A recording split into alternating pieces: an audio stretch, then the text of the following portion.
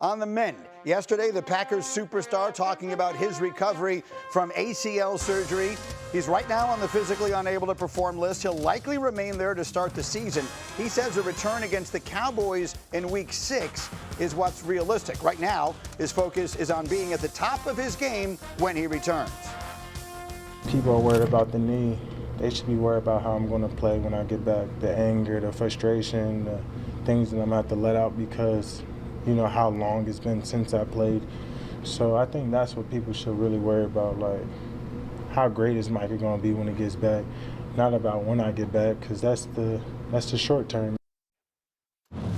That's what I'm talking about. He didn't say it in animated fashion, but the words, that's what you want to hear him say, right? The world should be worried about when I come back. Yeah, that's how alphas are. Look, he's basically channeling his inner Kevin Durant. He's basically telling the league, you know who I am, and you know what it'll be like when I come back. So don't start tripping about when I'm going to come back. Just know this, when I do and I'm feeling right, as Gerald's going to talk about, you know what you have to worry about. And that's exactly what you expect from a guy like this. He's dominated every level of football in his entire life. I would expect it to be nothing different, or let's just say I would expect him to not act any other way than exactly how he acted right Fair there. enough, but G-Mac, there isn't any certainty to what he'll be when he returns. Take us through the process of the elite athlete coming back from an injury like that. Yeah, the rehab process is the easy part. And rehab is not easy, but pushing through the rehab because you know what's at the end of the tunnel is the easy part. What I want to talk about is that play. And when I say that play, that's what you need to be afraid of. When Micah's talking about be afraid, it's that play. And that play is when he makes that plant on that knee, because when you tear your ACL, or like I did with quad tendon, it controls your change of direction. So you're nervous about planting on that knee or getting pushed on that knee, and Micah's going against 350-pound linemen.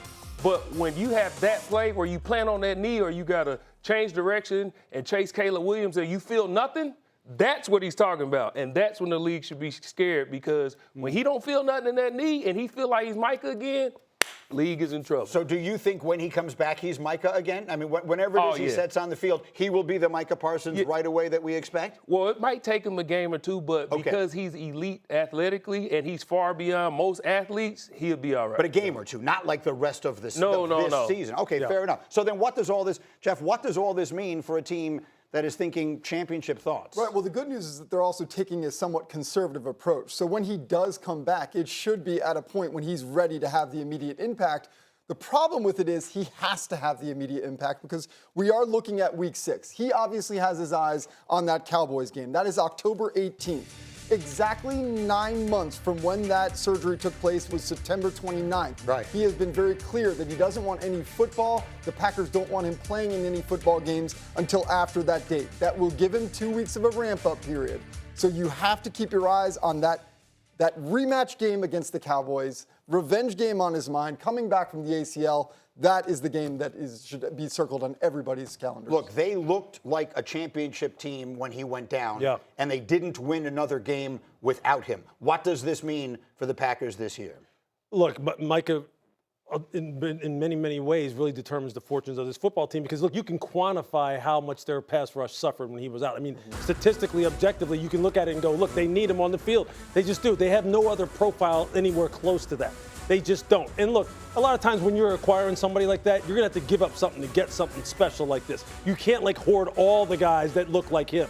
So that's why when you have him on your football team, I mean, look, Gerald knows this. When you have guys like this, you're telling offensive linemen, stay away from him, stay away from his knees. Yes. Look, you got to put him in bubble wrap until you get to the game on Sunday. Unfortunately, he got hurt playing the game. So look, we know how important he is to this team. Hopefully they can come out of the first quarter of their season at least 500 and roll from there. They're a team, I feel like, for the Green Bay Packers, are getting a little less attention than normal. I'm talking, does Detroit bounce back? Can the Bears take the next step? The Minnesota quarterback situation? What do you expect from the Packers this year? Well, if you look in that division, nobody's running away with the division. Anybody can really win this division, including the Vikings, because the Vikings had a great defense, and depending on how Kyler Murray plays, they can even have a chance to win this. So people counting out the Packers, that's a mistake because this division is up for grabs. Final word. The parity in this division is also what makes it very tricky. They have to get out to a hot start. They cannot afford to go slow without Parsons. Mike, we have sneaky, huge news, and this is terrible. Falcons edge rusher Jalon Walker is feared to have torn his ACL going down during an 11-on-11 play late in practice yesterday. He was carted off. He's scheduled to have an MRI to confirm the injury if he will indeed miss the entire season.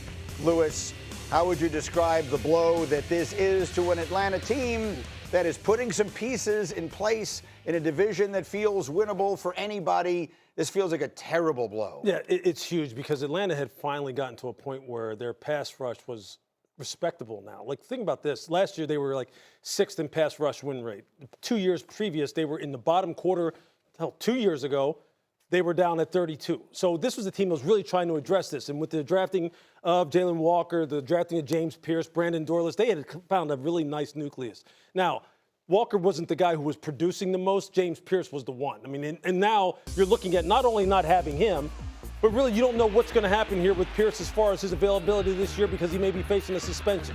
So it's kind of like a double whammy for this football team right now at a time when, look, they've done a lot of nice things on this football team as far as building it. Obviously the quarterback, question still remaining, but this is huge for them. This is a huge loss. Well, let's talk about what they've done to build it. Cindy, let's go right there. Give me B11, please. We opened the show yesterday with the news that they had just extended the contract of Bijan Robinson, and that just continues a trend. They extend Bijan, Drake London, Matthew Bergeron, Kyle Pitts. They've got the pieces on offense, except the most important one. It's like having a car. To me, it feels like I've got a car and I've got see my rims, see the tires. Sound system is unbelievable. Sunroof, everything. Doesn't have an engine, but outside of that, the car is spectacular. Right. That's the question. They have the car, but can they drive it? Yeah, Ed, one thing you're going to learn about me, Greeny, is I'm always going to have some superhero reference. Yes, some type of comic book reference. Right. It's almost like the Atlanta Falcons were going after the Soul Stone. Okay. So in the Infinity Gauntlet, to get the Soul Stone, you had to give up a soul to get a soul. So to sign Bijan Robinson, it's like we got to give up something. So Jalon Walker gets hurt, but we get Bijan Robinson. It's like, well, we didn't want to go soul for soul. We need them all. Right. But the way they're building this team, I believe they're building it properly, but they need the quarterback. And Lewis talked about this earlier. It's not like they didn't go after the quarterback. It's getting the right quarterback to put this thing all together because the pieces are there. Yeah. How many souls does it take to get a quarterback? I mean, a lot. Because they got to give them all up. Yeah. Man. I mean, I got to say, like, I know we're all saying, like, oh, they got the pieces. That's the easy part. Paying those guys, honestly, is the easy part. Like, those are all top-end contracts. The hardest part is finding the quarterback, and I know it's not as easy plug and play when you're a pretty good team. That's going to be the biggest hurdle that the Falcons face. They're not going to be a bad team. Yeah, there's no doubt. But see, look, the fact of the matter is the previous regime thought that Michael Penix was the guy. Now, had he turned out to be the guy, we'd be having a totally different discussion. I mean, if we would be Jeff. I mean, they made the attempt. They drafted him when they had Kirk Cousins in the fold, and they'd already guaranteed him $100 million. And so people were sitting there going, well, damn, I mean, that seems a little bit like overkill. But they thought they had the long-term answer. The thing is, philosophically, they approached it right. It's just the wrong dude as it looks right now because he can't stay on the football field. But as far as, look, if you look at quarterback, pass rusher, corner, wide receiver, offensive tackle, 3 of the 5 they have nailed. Absolutely nailed. They're strong down the middle. They have both of their guards locked up to long-term contracts. They have one of the best secondaries in the NFL. They have a stud wide receiver. They have a tight end who can control the middle of the field. That's why we're sitting here going, and they have the best running back maybe in the league. That's why we're sitting here going, this is a team that'll be a lot of fun. But you're like, hold on. Other than what about the quarterback? Yeah. I mean, that's it. I understand what you're saying. They took their shot. The problem is they got it so wrong that people who made that decision got fired because it's a mess. And you know what? And that's why Ian Cunningham and Matt Ryan right now are going, wasn't me. Right. So they have time. It's just unfortunate. Well, Gerald made the point yesterday. They have the best quarterback they have in the building is probably still Matt Ryan, and maybe that's their biggest problem. Yeah, Matt Ryan. Hey, you might want to think about it. Matty Ice, I love you. You might want to think about it. You might just 1 year. Give me a little segue till we get to next year. Answer me a serious question. Can this team with Tua will be the one who's healthy and he'll be out there. I think all signs point to him being the starter. What you just said. Tua will be healthy. Well, he was unhealthy for the start of camp. No. I mean, for the start of his that's career. the question, right? Yeah. Let's just say Tua can play 15 games. Okay. They're right there to win the South. They are. That was going to be my question. What is this team if he can with play him? 15, we've seen him do it. Right. We know what Tua can do. Yeah. It's just, is he available to do it? If he's available, They're Again, right there. This is a team where for sure. It's a division where no team's preseason over/under is over 500. Yep. The champion of the division last year was 8-9. Right. So if you win 9 games, you have a good chance to win the division. Is this team capable of doing that with Tua as their quarterback? Yeah, I believe so. This is not previous years where I'm like, oh, the Bucs have the best roster and Right. the best guy, and they running away with the division. That's not this year. If Tua is healthy, Atlanta Falcons can win this division. Guys, I mean, I live down in South Florida. Hearing the words "if Tua is healthy," like, Right, I'm not right. trying to pile on, Right. but it is like a brutal phrase to state Of course in it South is. Florida. And it's not just because anybody, even the people who were supportive of Tua at the end, it's still, you couldn't get past that for the reason that the proof was in the pudding. And so then there's Michael Penix, and I don't know that anyone is counting on that either. But that's a low number. I mean, 6.5 course. wins for a team that has this many good players on it. That feels like a very low number to me. Yeah, look, let's just say, I don't know. I don't know what the over/under is on Tua, as far as number of games that he would play. Let's just say Tua can play somewhere between 12 to 14 games. They're going to win more than 6.5. I think sure. so. They'll win more than Hey, that. guess Yeah, they will. guess what that means? They're not going to get the quarterback in next year's draft either. Well, that's the other point. Is that, like, So you're at saying what you want point- them to tank? Well, no, I'm not. I'm just saying that's what makes this That's what so you're saying. hard. you don't want them to do it, but you never know if accidentally doing it might not be their best bet. Hey, I want to.